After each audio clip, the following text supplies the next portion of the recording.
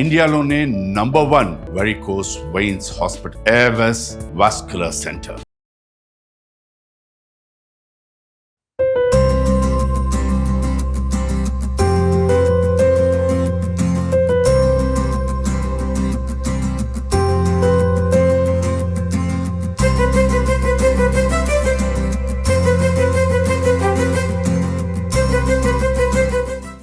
నమస్తే రమ్మగారు. నమస్తే జయ. రైట్, ప్రేక్షకులకు ఒకసారి చెప్పేద్దాము, ఎందుకంటే మనం స్టూడియోలో కాకుండా వేరే ప్లేస్లో కనిపిస్తున్నాం కదా. ఎక్కడో లేదండి, మనం ప్రగతి రిసార్ట్స్కి వచ్చేసాము. వినాయక చవితి సందర్భంగా పత్రి గురించి ప్రతి పండుగప్పుడు నేను రమ్మగారు మాట్లాడుకుంటూనే ఉంటాము. 21 రకాల పత్రిని మనము వినాయక చవితి రోజు స్వామివారి ముందు పెట్టి పూజ చేసుకుంటాం కథ చదివేటప్పుడు. అయితే ఆ పత్రి అంతా చూపిద్దాము అనే ఒక ఆలోచన వచ్చినప్పుడు రమ్మగారి ఐడియాతోనండి, జయ ప్రగతికి వెళ్దాం, ప్రగతిలో అయితే మొత్తం మొక్కలన్నీ ఉంటాయి మనకి అనేసి అన్నప్పుడు ప్రగతి వాళ్ళతో నేను మాట్లాడి పర్మిషన్ తీసుకొని ఇక్కడికి వచ్చేసామండి. నిజం చెప్తున్నానండి, మార్నింగ్ వచ్చాం మేము ఇక్కడికి. ఈ మొక్కల్లో చెట్లలో తిరుగుతూ ఏదో చిన్న పిల్లల్లాగా అయిపోయామన్నమాట. ఇద్దరు రమ్మగారు అయితే ఇంకా చెప్పనే అవసరం లేదు, చెప్పులు ఇప్పేసి మరీ నడుస్తా ఉన్నారు. నీకు మట్టి మీద నడవటం అనేది ప్రత్యేకమైన అనుభవం జయ. మళ్ళీ అమ్మ ఒళ్ళో కూర్చున్నట్టుగా ఉంటుంది. అద్భుతం. మరి పత్రి గురించి మాట్లాడేసుకుందాం రమ్మగారు. తప్పకుండా జయ. 21 రకాల పత్రి పెడతాం కదా. మొట్టమొదటిగా ఏం పెడతాము? మొట్టమొదటి ఇంకో సంగతి చెప్పాలి. చెప్పండి. 105 సంవత్సరాల వయసున్న చింత చెట్టు కింద కూర్చొని మాట్లాడుతుంది. ఈ విషయం మర్చిపోయాను నేను. బ్రహ్మాండమైన చింత చెట్టు, ఫుల్ గ్రీనరీ. జీవితంలో ఒకసారైనా ఇంత పూర్తిగా పచ్చగా ఉన్న ప్రదేశాల్లో తిరుగుతూ ఉండాలండి. ఓసారి వచ్చాక నెల వద్దాం అనిపిస్తుంది. అవును. ఇంత గ్రీనరీని మనం ఊళ్ళో చూడలేకపోతాం. ఎక్కడికో పరుగులు పెట్టేస్తాం. ఈ హాలిడే వచ్చింది, వీకెండ్ వచ్చేసింది, ఎక్కడికి వెళ్దాం అక్కడికి వెళ్దాం అనుకుంటాం. కానీ మనకి నగర శివారుల్లోనే ఉంది మనకి ప్రగతి రిసార్ట్స్. అదే ఎన్ని రకాల మొక్కలంటే అబ్బా, ఒక్క గంట ఉంటే చాలండి ఎంత ఆక్సిజన్ వచ్చేస్తుందో. Pure oxygen. అంటే ఖర్చు అవుతుందా అని అడుగుతారు.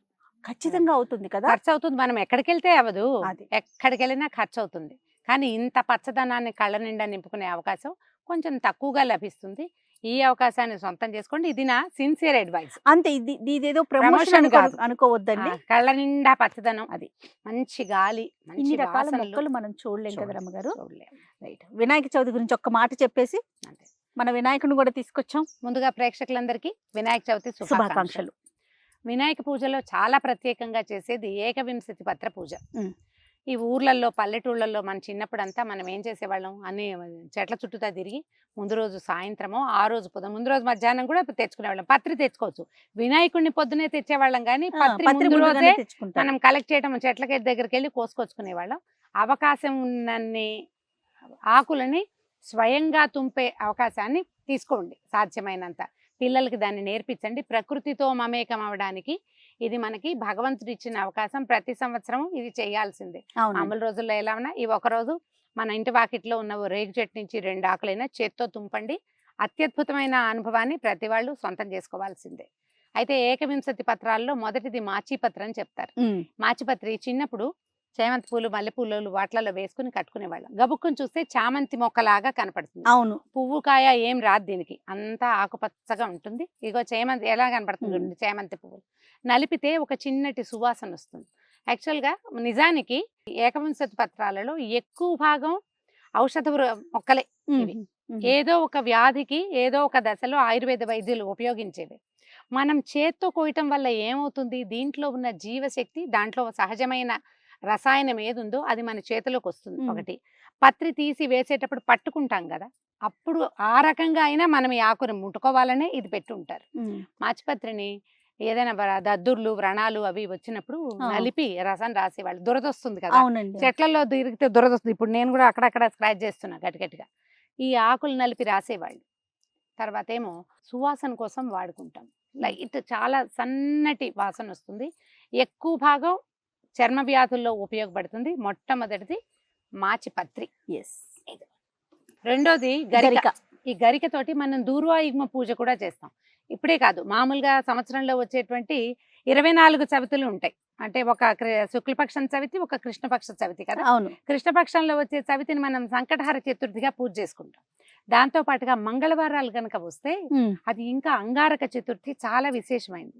అలాంటప్పుడు ఈ గరికతోటి పూజ కనుక చేస్తే వినాయకుడికి చాలా మంచిది, ఎక్కువ ప్రభావవంతంగా మన పూజ వెళ్తుందన్నమాట. అయితే గరికకి ఒక చిత్రమైన కథ ఒకటి చెప్తారు. శివపార్వతులట ఒకసారి చదరంగం ఆడుకుంటున్నారు. ఆడేటప్పుడు మధ్యలో సాక్ష్యానికి గరికతోటి గడ్డిపోసలతోటి ఓ బొమ్మను చేసి పెట్టారట, దానికి ప్రాణం పోసి. వీళ్ళ ఆటకి సాక్ష్యంగా పెడితే ఈ గడ్డిపోసల బొమ్మకి శివుడు ప్రీతి, ఆయనే కదా మనకి తిండి పెట్టేవాడు. అంతేగా, శివుడు ఆజ్ఞ లేదే చీమైనా కదలదు. ఆ చీమకు కూడా ఆహారం ఇచ్చేవాడు శివుడు కాబట్టి అమ్మవారిని వదిలిపెట్టి ఆవిడ ఈ గరికట ఎంతసేపు అయ్యవారి పక్షమే వహించి ఆయనే వేశాడు, ఆయన గెలిచాడు.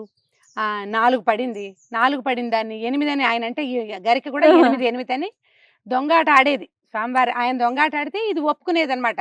తొండాడతారు కదా, ఈ తొండాటలో స్వామివారి వైపు సాక్ష్యం చెప్పింది, పరమేశ్వరుడి వైపు చెప్పిందని పార్వతీదేవి కోపం వస్తుంది. దొంగాట ఆడుతున్నావు, నీకు అవిటితనం వస్తుంది, దొంగాటలాడే వాళ్ళకి నీకు అవిటిదాని వైపోమని చెప్పించిందట గడ్డిని. అప్పుడు గరిక దుఃఖంతో అయ్యో నేను స్వామిని ప్రోత్సహించాను కానీ నన్ను ఇంత మాట అన్నావు నువ్వు, ఇప్పుడు నేను ఎట్లా ఇంది నువ్వు పోగొట్టుకోగలను అంటే పార్వతీదేవి చెప్పిందట, భాద్రపద చతుర్థికి నాగకన్యలు వినాయకుడికి పూజ చేస్తారు, ఆ పూజలో పాల్గొని నీ అవిటితనాన్ని పోగొట్టుకోమని చెప్పిందట. ఆ తర్వాత నుంచి చవితికి గరికతోటి పూజ చేయటం మొదలు పెట్టారు. అయితే బహుశా ఈ గరిక గడ్డికి ఉన్న మెడిసినల్ వాల్యూ ఏంటంటే వ్యక్తుల్లో ఉండే అవిటితనం కొంతమందికి పుట్టుకతోటి వస్తుంది, దానికి ఆయుర్వేదంలో దీంతో మందు ఉండుండొచ్చు. గరికని కూడా వైద్యంలో వాడతారు. అయితే మనం సాధారణ వైద్యాల్లో వాడం కానీ మనకు తెలీదు. కానీ గరికతోటి పచ్చడి చేసిందని ఒక కథ చెప్పుకుంటుంటారు. గడ్డి పచ్చడి చేసి పెట్టినా ఆకలి వేళ అదే పరమాన్నం లాగా ఉంటుంది అంటారు. అవును, గరికని అందుకు వాడాలని పరమేశ్వరుడి ఆజ్ఞ చొప్పున నాటకమాడి అమ్మవారి ఆజ్ఞ చొప్పున మళ్ళీ పునర్జీవితాన్ని పొందిన గరికని గణేశుడికి సమర్పిస్తే ఆయనకి పరమ ప్రీతిదాయకమాట. పత్రిలో ఏదున్నా లేకపోయినా గరికని ఒక్కదాన్ని పెడితే సరిపోతుంది కూడా అంటారు కదా. మిగిలిన పత్రి లేకపోయినా మనకి గరిక ఉన్నా మనం దూర్వాయుగ్మ పూజ అయినా చేసుకోవచ్చు. 11 లేదా 21 నామాలతోటి గరికతోటి పూజ చేసుకుంటాం. ఓకే, మూడవది మారేడు. ఈ మారేడు చూడండి, త్రిదళం త్రిగుణాకారం త్రినేత్రం చ త్రియాయుధం త్రిజన్మ పాప సంహారం ఏకబిల్వం శివార్పణం. బాలుగారు వయసులో వింటూ ఉంటాం. అయితే ఈ మారేడు శివ పూజకి అత్యద్భుతమైన ప్రయోగం, దీన్ని మించింది లేదు. ఏమీ పెట్టక్కర్లా శివుడికి. ఒక 3 ఉద్ధరణల నీళ్లు, ఒక్క మారేడు దళం. ఈ మారేడు దళంతో పరమేశ్వరుడికి పరమ ప్రీతి. ఆయనకి పరమ ప్రీతికరమైన మారేడుని ఈ రోజున కుమారుడికి సమర్పిస్తాం మనం.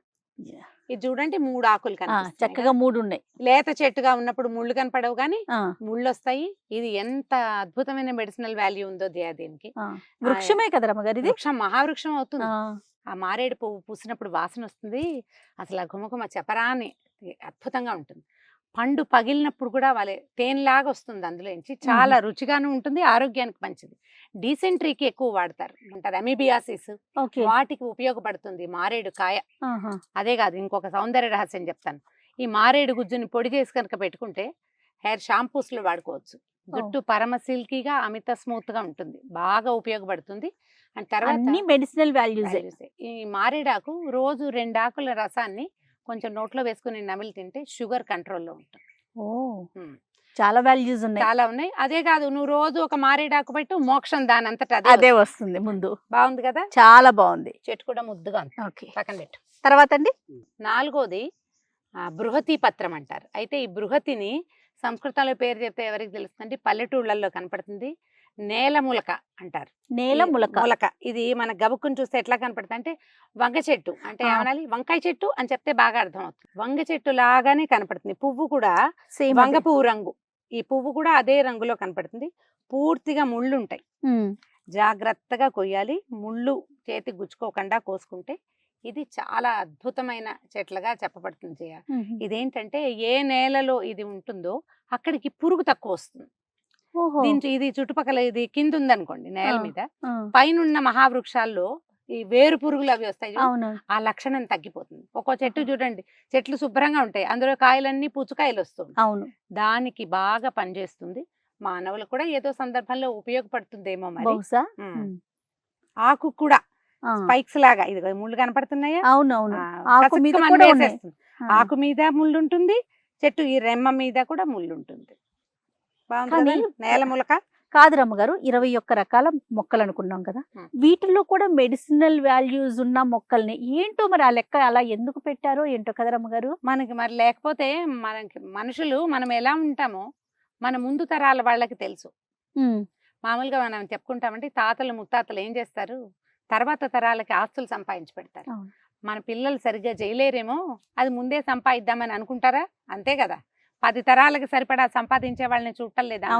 మన ముందున్న ఋషులు మునులు ఎలాంటి వాళ్ళు అంటే తర్వాత తరాల్లో వచ్చే మానవులకి ఎలాంటి అనారోగ్యాలు వస్తాయి, ఎలాంటి మానసిక సమస్యలు వస్తాయి, ఎలాంటి దౌర్బల్యాలు వస్తాయి, వీళ్ళు ఏం చేయలేకపోతారు అనేది వాళ్ళకి తెలుసు.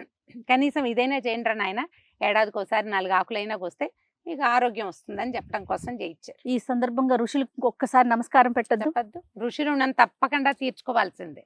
ఈ ఋషి రుణం తీర్చుకునే మార్గం ఏంటి? మనకు 3 రుణాలు ఉంటాయి కదా, దేవరుణం, ఋషి రుణం, పితృరుణం. దేవరుణం పూజలు చేసుకుని ఏవో చేస్తూ ఉంటాం. ఋషి రుణం ఏంటి? పితృరుణం అమ్మా నాన్నలు చూసుకుంటామా? ఋషి రుణం తీర్చుకోవాలంటే ఋషులు చెప్పిన వాక్యాలని స్మరించుకుని ఎంతో కొంత అనుసరించాలి. ప్రశ్నలు వేయకుండా వాళ్ళు చెప్పిన మార్గాల్లో ప్రధానమైనది ఏమిటంటే వృక్షో రక్షతి రక్షిత, చెట్లని రక్షించండి అవి మిమ్మల్ని రక్షిస్తాయి. రమ్మగారు నెక్స్ట్ దత్తూర అంటే ఉమ్మెత్త. మామూలుగా అసలు మన ఉమ్మెత్త చెట్లు ముట్టుకో అవును కదా. ఉమ్మెత్త కాయ ఇట్లా గుండుగా ఉండి దాని నిండా ముళ్ళుగా ఉంటాయి. వినాయక చవితి అప్పుడు మాత్రం ఉమ్మెత్తకాయలు తెచ్చి ఇది ఉంటుంది పాళి, దానికి కడతాం, దాన్ని కట్టాలనుకుంటాం. అయితే చూడండి, ఈ ఉమ్మెత్త ఏంటంటే ఈ నల్ల ఉమ్మెత్తని దంచి వాపులు అవి వస్తాయి, కళ్ళవాపు అంటారు. కాళ్ళు చేతులు ఒట్టిగా ఊరికే ఇలా ఉంటుంది, మధ్యలో ఒక వాపు వస్తుంది, దానికి వేసి కడతారు చేయి. అండ్ రెండోది ఇంకొకటి ఏంటంటే ఈ పిచ్చి ముదిరినప్పుడు కొంతమందికి పాప మానసికమైన సమస్యలు ఉన్నప్పుడు ఈ దీని రసాన్ని తలకు మర్దం చేస్తారట. మామూలు రోజుల్లో ముట్టుకోవటానికి కూడా ఇష్టపడని ఉమ్మెత్తని ఈ రోజున మాత్రం చక్కగా ఉమ్మెత్త ఆకులు కోసి ఉమ్మెత్త కాయలు తెచ్చుకుని వాటితోటి సమర్పిస్తాం స్వామికి. విశేషంగా అసలు ముట్టుకోని చెట్లని కూడా ఈ పూజలో వాడిస్తారు. అది చూడు ఎంత బాగుందో. ఇదంతా నల్లగా ఉంది రమ్మగారు. నల్ల ఉమ్మెత్త ఇది. నల్ల ఉమ్మెత్త, తెల్ల ఉమ్మెత్త రెండు ఉంటాయి. మనకి రోడ్ల పక్కన తెల్ల ఉమ్మెత్తలు ఎక్కువ కనిపిస్తుంది. ఇది చూడండి, ఇది కొంచెం ముదురు ఆకుగా, ఆకు వెనకాల చూడు ఒక రకంగా ఉంది. అవునవును, ఇది నల్ల ఉమ్మెత్త. ఈ పువ్వు కూడా మనకి ఆ ఉమ్మెత్త అనుకో కొంచెం ఎక్కువ ఆకుపచ్చగా ఉండి వెనకాల లేత రంగులో ఉంటాయి. ఇది ఒక ముదురు రంగు వచ్చింది కదా. ఇది యాక్చువల్ గా ఆరోగ్యానికి ఎక్కువ మంచిది. మనం వాడమండి, ఇవి సొంత వైద్యాలు చేసేందుకు కాదు, ఆయుర్వేద వైద్యులు వాడతారు. ఇలాంటి ఉపయోగం ఉందని చెప్పటమే ఉద్దేశం, కానీ వాడేమని మాత్రం కాదు. పొరపాటును కూడా వీటి జోలికి వెళ్ళకండి. బదరీ పత్రం తర్వాతది అంటే రేగాకు. రేగు చెట్లు మనకి కేవలంగా రోడ్ల మీద కూడా కనపడతాయి. అవును, ఈ రేక్కాయ ఈ లంగ్స్ కి సంబంధించిన అనారోగ్యాల్లో చాలా మంచిది. మనం రేగ ఎప్పుడెప్పుడు వాడతాం? రథసప్తమి రోజున రేగాకో రేకాయో నెత్తి మీద పెట్టుకుని నీళ్ళు పోసుకుంటాం ఒకటి. తర్వాత ఏమో మన సంక్రాంతి పండగకి రేగు పళ్ళు పోస్తాం, ఆ సీజన్ లో బాగా వస్తాయి. సీజనల్ గా కాసిన కాయలు తప్పకుండా తినాలి. జయ అయితే రేక్కాయల మీదే ఉంటుంది. అప్పుడప్పుడు రేగు చెట్టు మీద నుంచి కోయిదయ్యా, అప్పుడు ఏమవుతుంది, రేగు ముళ్ళు కసి కసి గుచ్చుకుంటాయి కసక్కమని. అవునండి, గుచ్చుకుంటే విషహారం అట. రేగు ముళ్ళు గనక గుచ్చుకుంటే ఒంట్లో ఏవో రకరకాల విషాలు చేరుతాయి కదా, అవి తగ్గుతాయి అంటారు. నిజమే, అక్షరాల నిజం. ఇది వ్యాధుల్లో ఉపయోగపడే కాయ కాబట్టి మనం సీజన్ లో తప్పకుండా ఈ కాయలు తినాలి.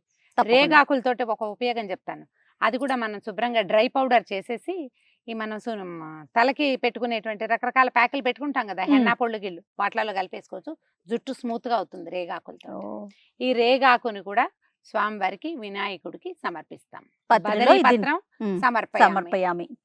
Very good. ముళ్ళు కూడా ఒకటి గుచ్చుకుంది చేతికి, ఇది నేను తీసాను అనమాట.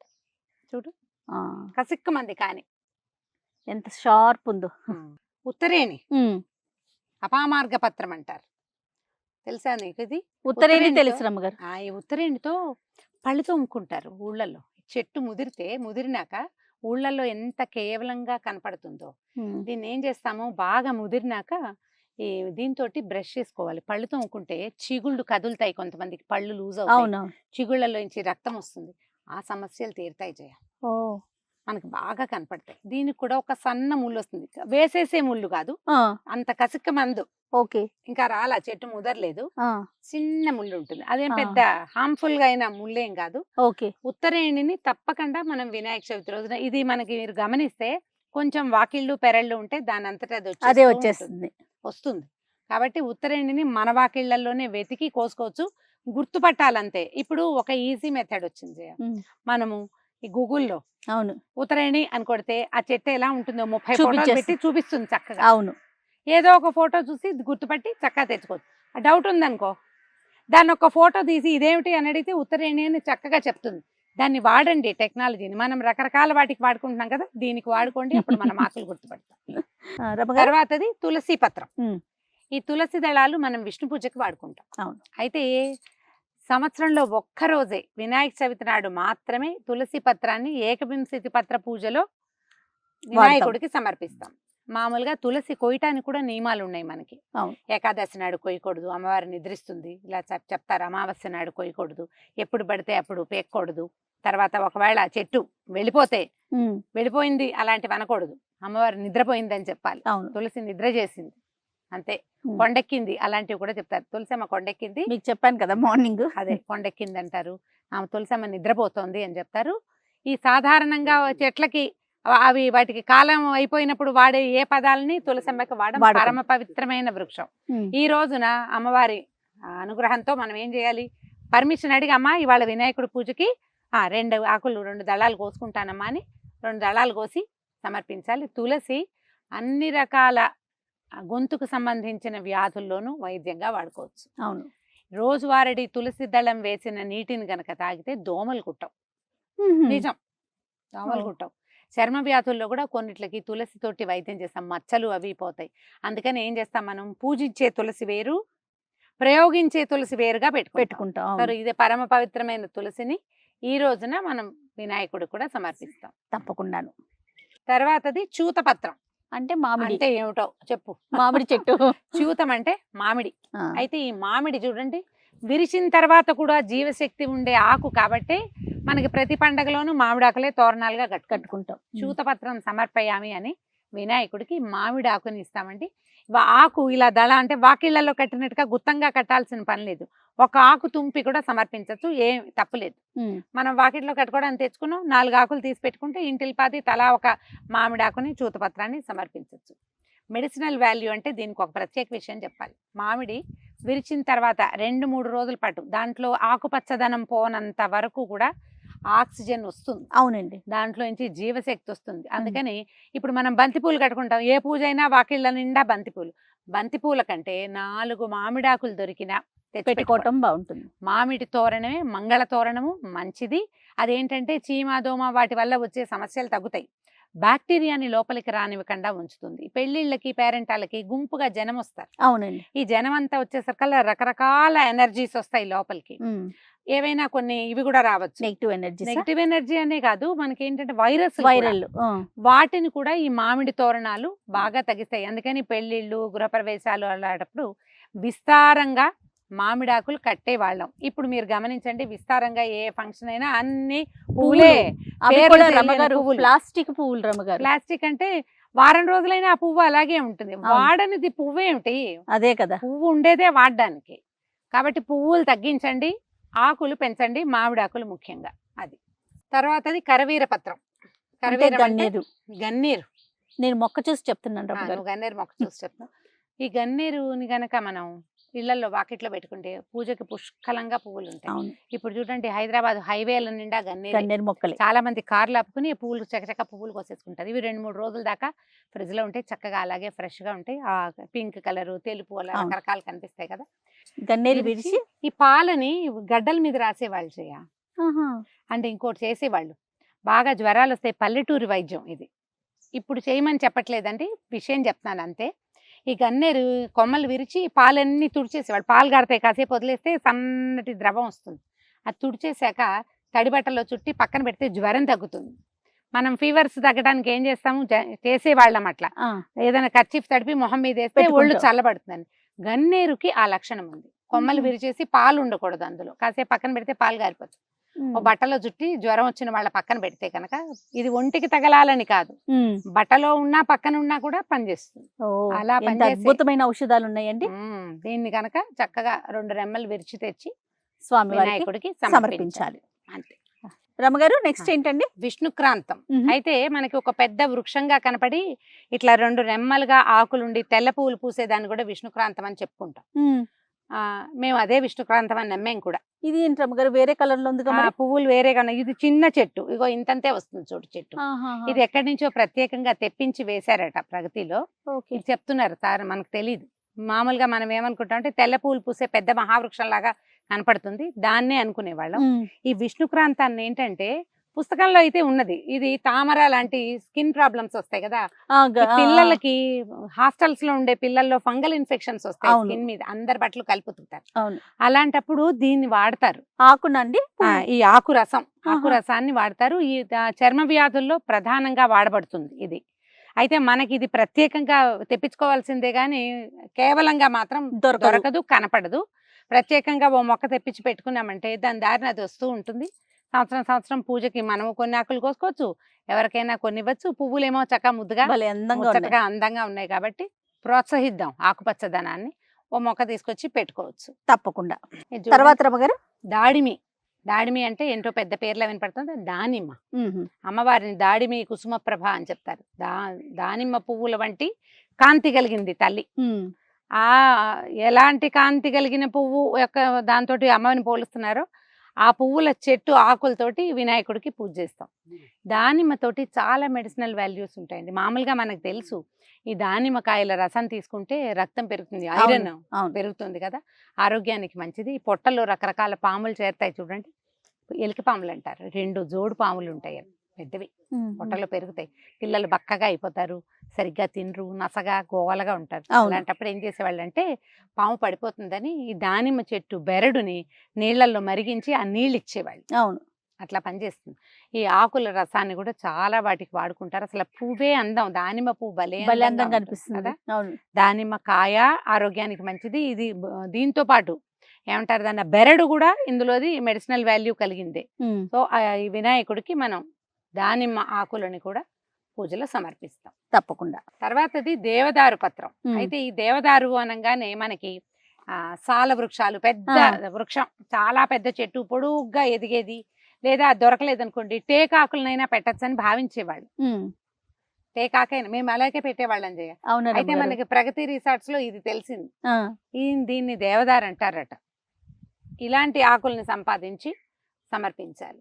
అయితే ఏంటంటే మనకు తెలిసింది ఇప్పుడు ఇది మహావృక్షం అవుతుందో అవదో తెలియదు, ఇది చిన్న వృక్షంగా ఉంది. ఇంకో 2-3 ఏళ్ల తర్వాత మళ్ళీ మనకి ఇక్కడ వచ్చినప్పుడు పెద్దది అవుతుందేమో చూద్దాం. అవును. దేవదారులో ప్రత్యేకంగా ఏం చెప్తారంటే మాను బెరడు నుంచి నూనెలు తయారు చేస్తారు. అది సౌందర్యానికి వాడే నూనెల్లో దేవదారు బ్యూటీ ఆయిల్స్ లో ఈ దేవదారు నూనెని వాడతారు.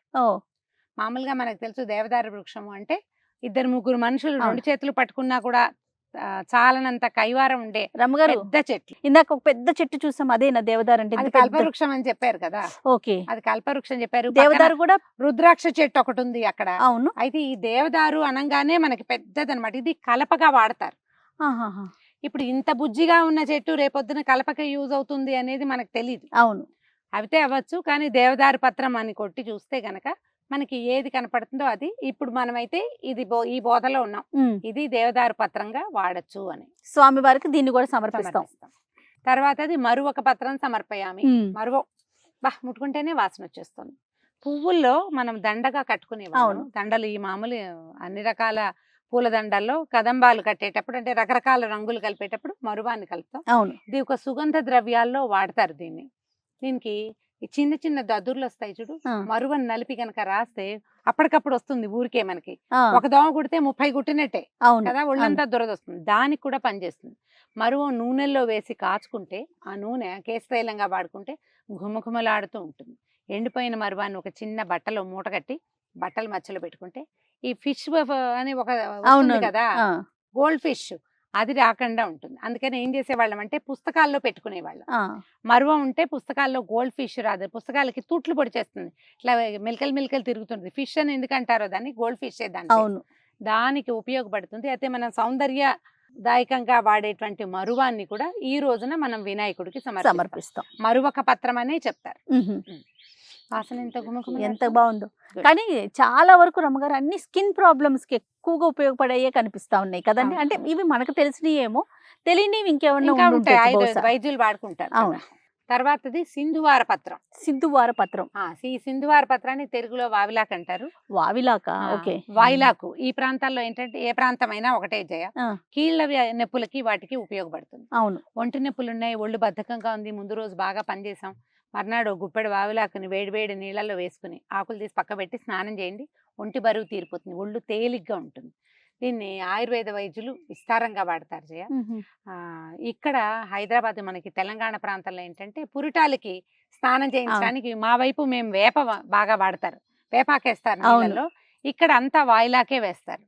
దీన్ని మన తిప్పతీగ ఒకటి కనపడుతుంది కదా, ఒక తిప్పతీగలో ఒక ఆకు, 2 వావిలాకులు, 2 తులసి దళాలు, 1 గ్లాసు నీళ్ళల్లో మరిగించి తాగితే ఫీవరిష్ గా ఉంటే తగ్గిపోతుంది. లో జ్వరం ఉంటుంది కొంతమందికి, ఇది వాడుకోవచ్చు అండి భయం లేకుండా, ఫ్రీగా చెప్తాను నేను, అందుకని నేను చేస్తాను ఆ పని. 2 తులసి దళాలు, 2 వావిలాకు, 2 ఇదిగో ఇలా ఇట్లా 2 రెమ్మలు, తర్వాత ఏమో తిప్పతీగ 2-3 ఆకులు చాలు 1 గ్లాస్ నీళ్ళకి. చిన్న రంగు మారుతుంది, తమాషా వాసన వస్తుంది, ఒక రవ చేదుగా ఉంటుంది, కషాయం అంటే ఆ మాత్రం ఉంటుంది. అవును, తాగేయండి. చక్కగా చిన్న ఫీవర్స్, 1 డిగ్రీ జ్వరం ఉంటుంది, రోజు అన్నం తినగానే ఒళ్ళు వెచ్చబడుతుంది కొంతమందికి, ఆ సమస్యలు తీరుతాయి. చిన్న ఒళ్ళు నొప్పులు, బద్ధకం, ఒళ్ళు కదలలేనితనం, వాటన్నిటికీ పనిచేస్తుంది. 2-3 రోజులు తాగొచ్చు, అంతకంటే కాదు. కానీ ఎప్పుడైనా వైద్యంగా హ్యాపీగా దీన్ని వాడుకోవచ్చు తప్పకుండా. ఈ చూడు 2 రకాలు ఉన్నాయి, నల్లవావిలి, తెల్లవావిలి. మా దగ్గర అపార్ట్మెంట్ లో ఈ వావిలి చెట్టు ఉంది, ఇది పువ్వులు పూసినప్పుడు ఉంటుంది, ఎంత వాసన వస్తుందో. ఈ మనకి అన్నమాచార కీర్తనలో వావిలి పువ్వుల వానలు గురిసే అని ఒక వాక్యం ఉంది. ఈ వావిలి పువ్వు అది పెద్ద వాసన కాదండి, చిన్నటి సహజమైన ఒక సన్నటి పరిమళము, అసలు అది కదులుతూ ఉంటేనే మహా బాగుంటుంది. ఆ వావిలి చెట్లు ఉన్న చోట నివసిస్తే కూడా ఒళ్ళు నొప్పులు, కీళ్ల వ్యాధులు రాకుండా ఉంటాయి. కుదిరితే అపార్ట్మెంట్ లో దీనికి ఏం కష్టం లేదు, 1 కొమ్మ తెచ్చి పెడితే చాలు. మేము కొమ్మ పెట్టాం, అది మహావృక్షం ఇంత అయింది, చింత చెట్టు అంతా.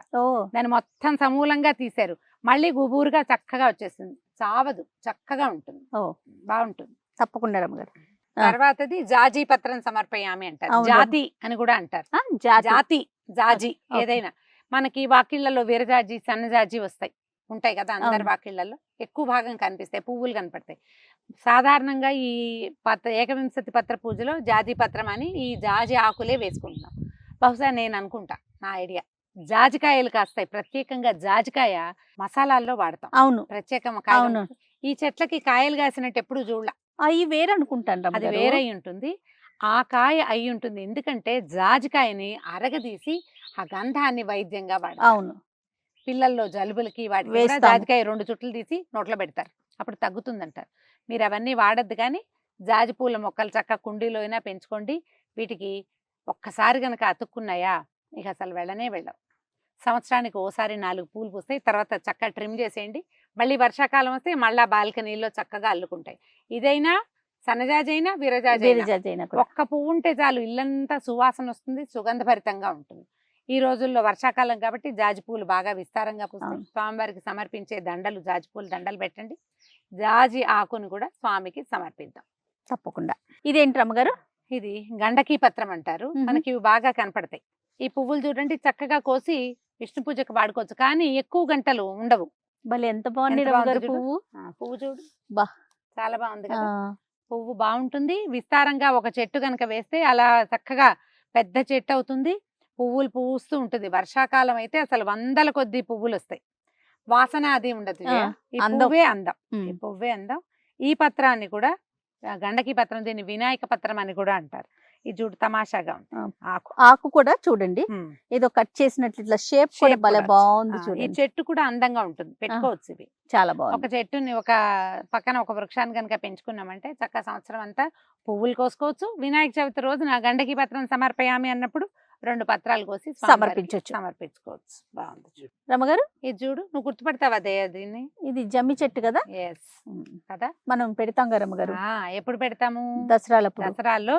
విజయదశమికి ప్రత్యేకంగా తెలంగాణ ప్రాంతాల్లో దీన్ని బంగారంగా భావిస్తాం. పెద్దవాళ్ళ ఆశీర్వచనానికి జమ్మి ఆకు ఇవ్వటమే, ఏమి ఇవ్వక్కర్లా, 10 రూపాయలు ఇవ్వకపోయినా పర్వాలా, 2 జమ్మి ఆకులు చేతిలో పెడితే బంగారం పెట్టినట్టే. అంతే. శమీశమైతే పాపం శమీ శత్రు వినాశిని, అర్జునస్య ధనుర్ధారి, రామస్య ప్రియదర్శని అంటారు. ఈ అర్జునుడు పాండవులు అజ్ఞాతవాసానికి వెళ్ళేటప్పుడు తమ ఆయుధాలని శమీ వృక్షం మీద దాచిపెట్టారు. అర్జునస్య ధనుర్ధారి, ఆ ధనస్సుని దాచిపెట్టింది అనమాట. మిగిలినవన్నీ ఎక్కడైనా ఎవరికైనా ఉంటాయి ఆ ఆయుధాలు, కానీ అర్జునుడి దగ్గర ఉన్నటువంటి ఆ ప్రత్యేకమైన ధనస్సు ఇంకెవ్వరి దగ్గర ఉండదు. అందుకని ఆ ధనస్సుని ఇది దాచిపెట్టిందట శమీ వృక్షం. అందుకని ఈ శమీ ఆకుని కూడా మనం స్వామివారికి సమర్పిస్తాము. ఇదేంటంటే ముళ్ళు ఉంటాయి, సాధారణంగా దేవాలయాల్లో ఒక పక్కన ఈ వృక్షాలు పెంచడం కూడా కనపడుతుంది. ముళ్ళు ఎక్కువ ఉంటాయి, అలాగా ఒక ఆకు తుంచుకుని సమర్పించవచ్చు. దసరా రోజుల్లో కూడా దీని ఉపయోగం ఉంటుంది. ఎవరో పెద్దవారు ఇస్తే నేను బంగారం పెట్టుకునే డబ్బాలో పెట్టుకున్నాను, బంగారంగా దాచిపెట్టుకోవాలి. మళ్ళీ సంవత్సరం వచ్చాక పాత ఆకులు తీసేసి కొత్త ఆకులు పెట్టుకుంటాము. సో శమీ వృక్షం నుంచి కూడా కొన్ని ఆకులు, జమ్మి ఆకుని కూడా తప్పకుండా స్వామివారికి సమర్పిస్తాం. తర్వాతది అశ్వత్థ పత్రం, రావి ఆకు. రావి చూడండి, దేవతా వృక్షాల్లో ప్రధానమైంది అశ్వత్థ. ఎందుకంటే అశ్వత్థ నారాయణ స్వరూపం అంటారు, విష్ణు స్వరూపంగా భావిస్తాం. ఎక్కువ ఆక్సిజన్ ని విడుదల చేసే చెట్టు. చెట్లలో అన్నిటికంటే మనకి దేవతా వృక్షాలుగా చెప్పబడే ఈ సెమి కానీ, ఇది కానీ, తర్వాత మారేడు కానీ, వీటన్నిట్లలో కూడా అన్నిటికంటే ఎక్కువ ఆక్సిజన్ ని రిలీజ్ చేస్తుంది. దీంట్లో ఉన్న ప్రధానమైన ఉపయోగం ఏంటంటే, ఇది రావి పుల్లల్ని కాల్చి ఆ భస్మాన్ని కూడా వైద్యంగా స్వీకరిస్తారు. కొన్ని యజ్ఞాలకి రావి పుల్లలే కావాలి. అవి కాలిన పొగ కూడా మంచిది వాతావరణానికి. అయిందా? ఇంకొకటి చెప్దాం, రావి చెట్టుకి ప్రదక్షిణ చేస్తే సంతాన సాఫల్యం. అందుకే కదా అయితే రావి దేవాలయాల్లో మనకి కనపడతాయి. అయితే రావి చెట్టుని ముట్టుకోకూడదంటారు, ముట్టుకోకుండా చెయ్యాలి.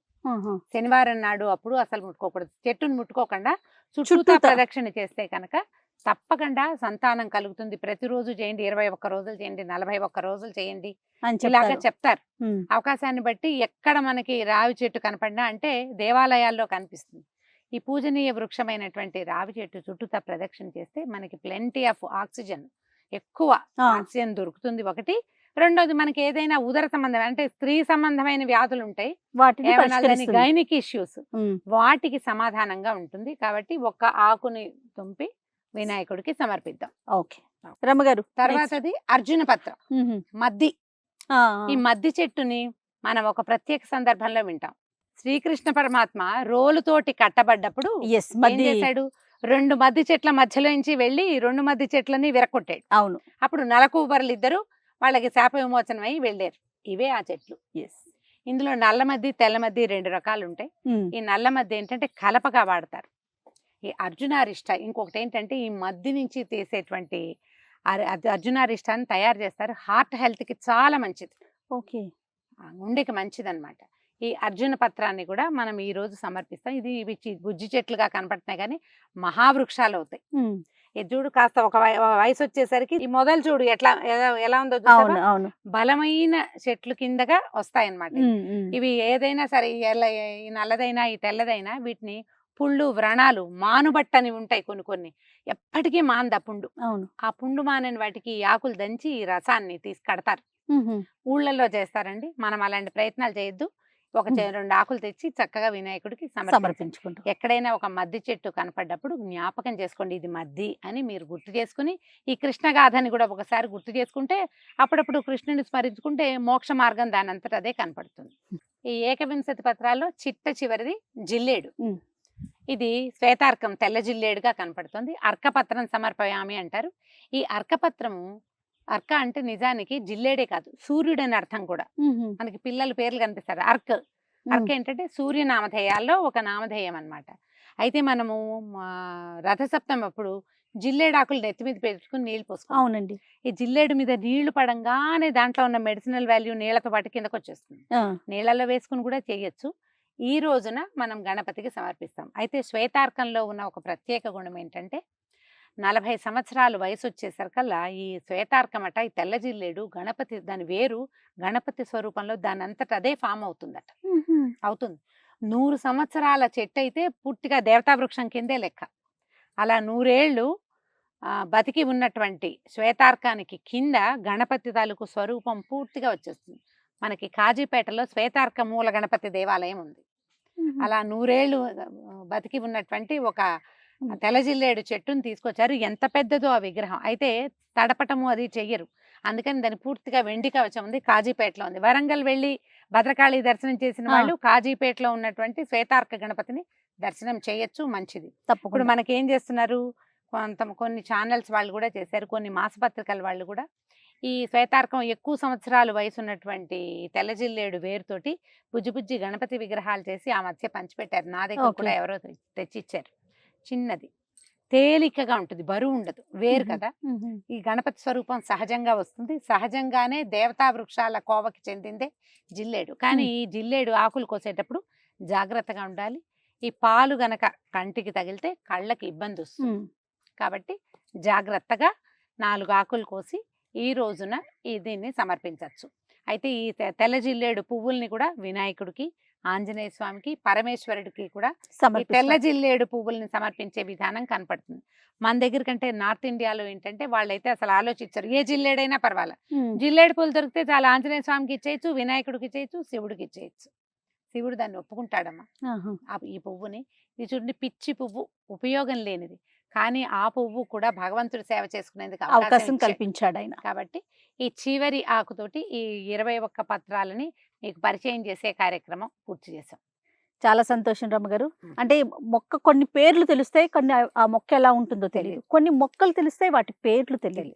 ఈ సందర్భంగా అయినా మనం వినాయక చవితి సందర్భంగా తెలిసిన వారికి తెలిసి ఉండొచ్చు, తెలియని వారి కోసం చక్కగా 21 రకాల పత్రి గురించి మనం అందరికీ పరిచయం చేసాం. ప్రగతి రిసార్ట్స్ గ్రీన్ నర్సరీలో కూర్చుని మనం మాట్లాడుకోవటం చాలా సంతోషం అనిపిస్తా ఉంది. నాకు కూడా జయ, ప్రగతిలో నేల మీద చెప్పులు లేకుండా నడిచే అత్యద్భుతమైన అనుభవం చాలా రోజులైంది. మట్టిలో నడిచి ఎక్కడికి వెళ్ళినా చెప్పులతో వెళ్తాం కదా, మట్టిలో నడిచే అవకాశం కూడా బాగా లభించింది.